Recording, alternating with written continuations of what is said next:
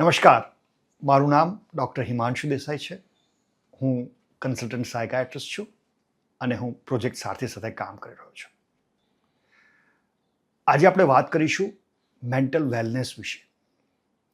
Mental wellness A quality of life અને healthy જીવન માટે એ ખૂબ જરૂરી બાબત છે. મેન્ટલ વેલનેસના ઘણા બધા કોમ્પોનન્ટ છે, જેમાં વ્યક્તિ પોતાની ખૂબીઓ, પોતાની આવડત વિશે વધારે જાણકારી મેળવી શકે,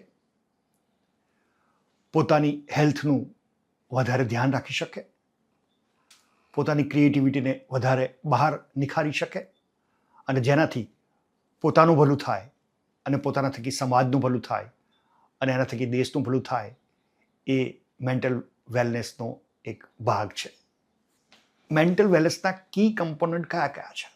તો ઇમોશનલ અવેરનેસ, વ્યક્તિને પોતાની ઇમોશન વિશે જાણકારી હોવી બહુ જરૂરી છે. સોશિયલ કનેક્ટિવિટી એ બહુ જ અગત્યનો ભાગ છે. રેઝિલિયન્સ એટલે કે કોઈ પણ મુશ્કેલી આવે તો એનો સામનો કરી શકવાની કેપેસિટી એ ખૂબ જ અગત્યનો ભાગ છે. મેન્ટલ વેલનેસનું મહત્વ શું છે?